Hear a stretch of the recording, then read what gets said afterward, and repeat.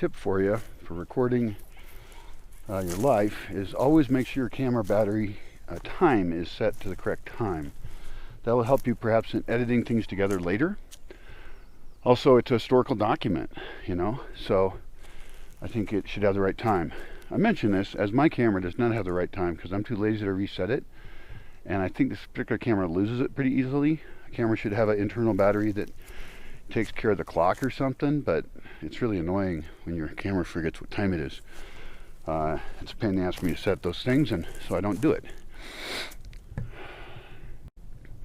So this is horrible lighting. I was going to record this video in better lighting, but I didn't do it. I was looking out of my window and I was like, oh, it's so beautifully cloudy out. Actually, I did do a bunch of other recordings, but I didn't talk about the primary reason I was doing those recordings that day.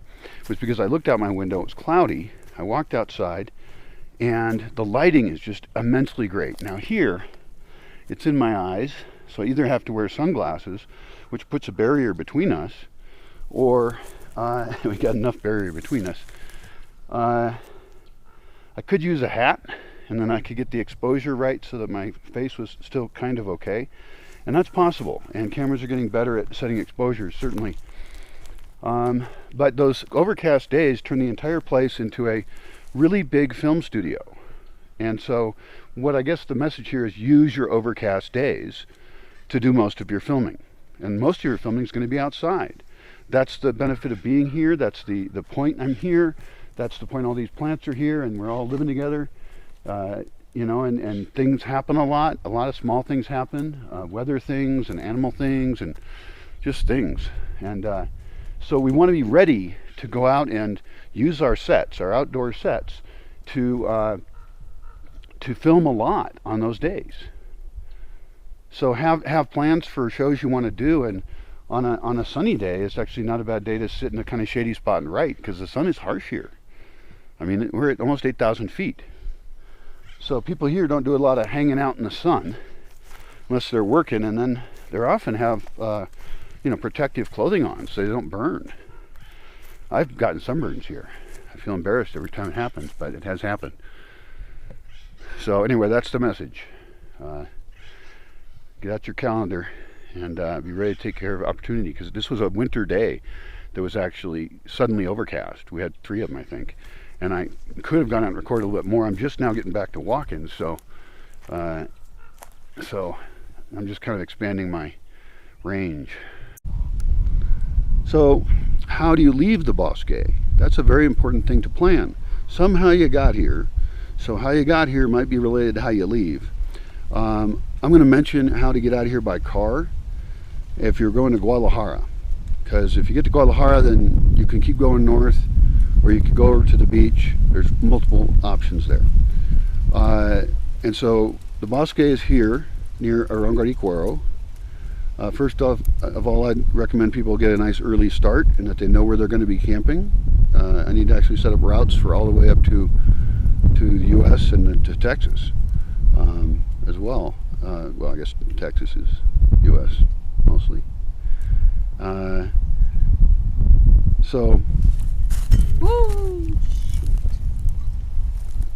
So anyway, I'm going to start giving you some advice on that. This is my intro to that topic, and we'll be exploring various topics related to that in something I'll record later. Bye. So this is one of the most beautiful places in the whole Bosque. It's the view of the lake. Right now the evening winds are coming in. It's really comfortable. We have intermittent clouds and intermittent sun. I'm in a semi-shade of a tree. So, when you look at semi-shaded places, like I think about polycarbonate, for example, putting up polycarbonate roofs because the lighting is just so nice under them and very consistent. But they're noisy in the rain.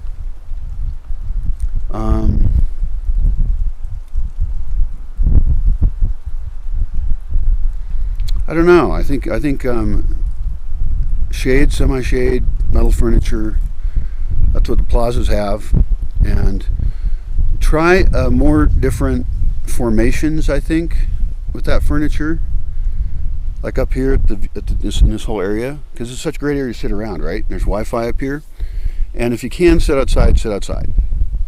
And then I've got other space over there, which is the dog house. I'll talk about that in a different video. This exact spot is the official view. And then there's a little trail that goes down there that should be widened and cleaned up. And then there's a great little sitting spot down there. It's actually fantastic. If people know about that, it could be their secret spot in the morning, because sometimes people could be milling around up here. And if you know the little trails to go off to these little flat spots, then you go off there with your friend or whatever, and maybe you've got your thermos of coffee or whatever you like, and then you get this amazing sunrise. This is kind of a recommended activity for this place. This is the best way to see a sunrise here. Get out of bed. The way to get out of bed is to have warm clothing available to you. You can just slap on and start moving. You'll be comfortable really quickly. I think a mistake some people make, I've watched people here, I mean, I'm usually not with them at that time of the morning, but there's a difference between people who have warm clothing and the people who don't. And the people who bring warm clothing, like as if they're going skiing, they're more comfortable here for more hours of the day. And right now, mostly things are shut down at night anyway. But as I develop more or re-improve my outdoor spots, for example, fire pits, it's a very good idea to have layers of clothing. And it's either raining or it isn't. It isn't really drizzle, so you'll learn about how those guesses work. But during some parts of the year, you will need rain gear. And I should have rain gear here for sale. Just shitty tarp things, But they work great, because most people don't have good rain gear, I guess. But if you have it, and it's between, what months do you need rain gear here? You need it June, July, August, September. Probably not November. So what do we get to? September? June to September, you will need rain gear. You'll need the most efficient rain gear you can have. It actually is hard rain. You're usually not in it, but you might get caught in it. In fact, I carry a plastic bag with me in my day pack, because sometimes the rains come so hard and fast, you're surprised, and so you dump all your stuff into your plastic bag and you stick it in your backpack and you just try and swim to somewhere, some kind of shelter. And you get used to it though, because it's not all day. I mean, like in the rainy season, the rains often come in the afternoons or at night. At night, you're already in bed, and it's just nice. The rain actually sounds good. And then during the day, it comes at fairly predictable times, unless you make a mistake. So like people in small towns often don't carry rain gear, but there's always somewhere they can duck into, and hide out for a bit. I'm trying to improve my spaces here for that, so that we can basically live outdoors more. The more we can live easily outdoors, have systems that work, and at the same time increase biodiversity and biomass, that is the win. I will have succeeded in an experiment that no one else that I know of is trying. Not this way. I'm probably undereducated on many cool experiments. I did just hear about a really cool one. It was in Costa Rica, I think, or Panama or somewhere. Costa Rica, I think.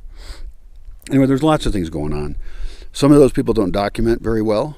I'm going to try and up my game with videos, because I'm, just sitting here anyway alone. So I might as well talk to you, my friends in a box.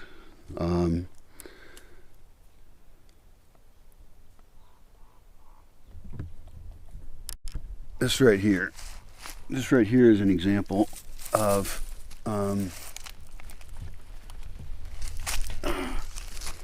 still working on that. Oh shit, falls in my pockets. Still working on how to have people here and have it be a win-win. That's the big trick. And it's tricky because I have unusual people here in unusual ways. I don't have very standard contracts, and I think that's what I need, are standard written contracts. This is a whole bunch of information about how to be here as a polite, safe, pleasant, useful, happy, fulfilled person here. Because it's in my interest that everybody here has a great time. That's totally my interest. I do things in unorthodox ways sometimes. I'll just change rules or something. I have a lot of rules. And you wouldn't think you'd need most of them. But there's a lot of kinds of people in this world. And boy, they fuck shit up. That's how the world got this way. And the problem is, like most of us are probably damaging other people in ways we don't even know. And so I can't fix all that. You know, you guys can talk about it or do what you do. But I just ask the people, protect the space, you know, be kind, be their best self, you know. And in a way, that's a good thing about like recording stuff here and publishing it is, you know, you're actually on stage and you're being judged by a lot of people. And so what you do and what your decisions are here really is part of your ethical resume of how can you operate well in a space that has some constraints, that has a mix of people who do not have the same customs and ways of communicating as you do necessarily. I mean, I've had some cultural mixes here that were real interesting, and you know, I don't get close to most of those people, so I don't really know what all happened. You know, they chat in the evenings a lot, and I'm not always there. And each one of them's on their own weird trip, you know, because they're traveling. I've hosted a lot of travelers.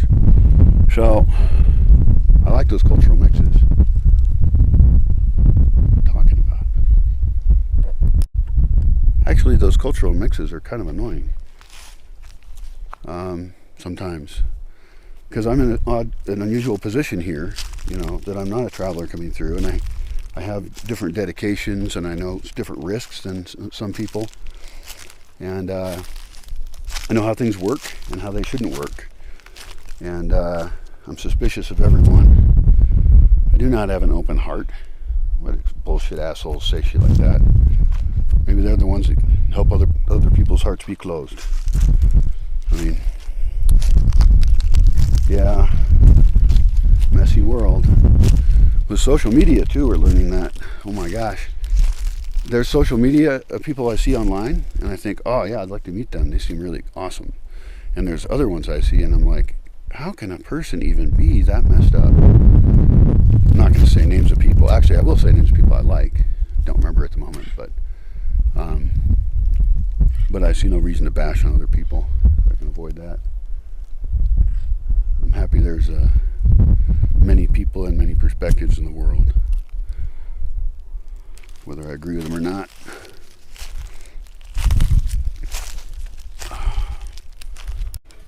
I've walked around the forest more in the last few days than I had in a bunch of other time before that. The forest is a very hard place to walk.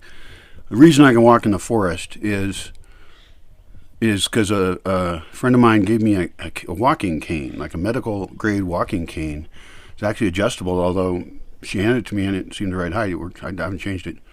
Has a padded handle and stuff. And actually that one tool, just like before it, the, I guess, walker and then the sticks I used for a while, all donations.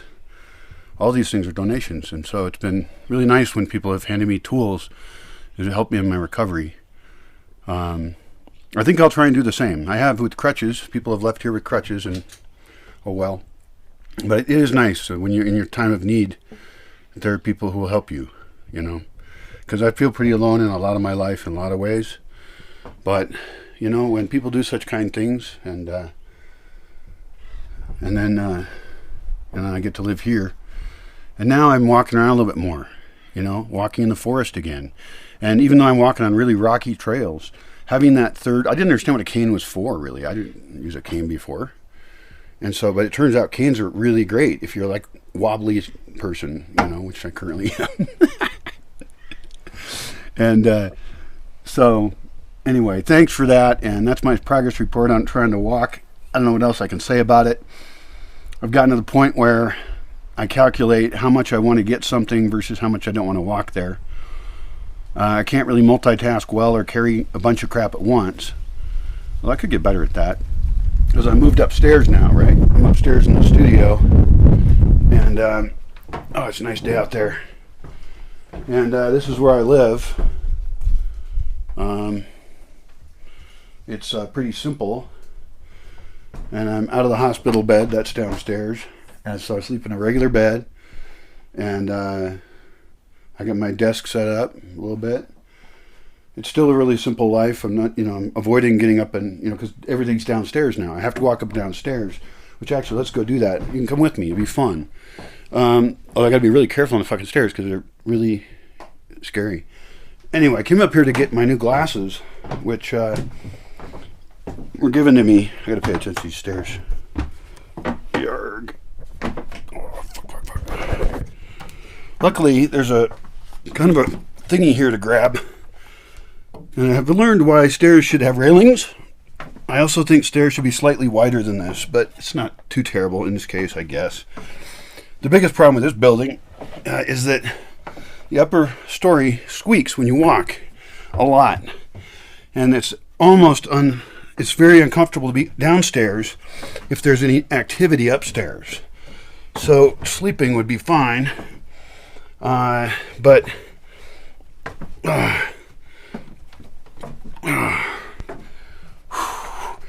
and of course, yeah, I have my standard beliefs about stairs, because I do not believe that in private residences, in properly designed buildings of the sort that I like to imagine, I don't think that there should be any private stairs at all. I can imagine exceptions. We can all think exceptions for whatever shit, but it's a waste of the footprint.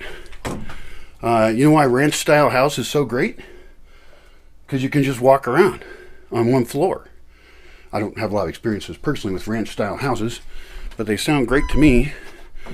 And then if you use the roof, depends on your climate, as a deck, then you've got a protected raised courtyard, which has its own total ecoclimate. It can collect all the water you need to do all the agriculture you can do. Plan for that, plan for being able to capture all of the water when you do your design.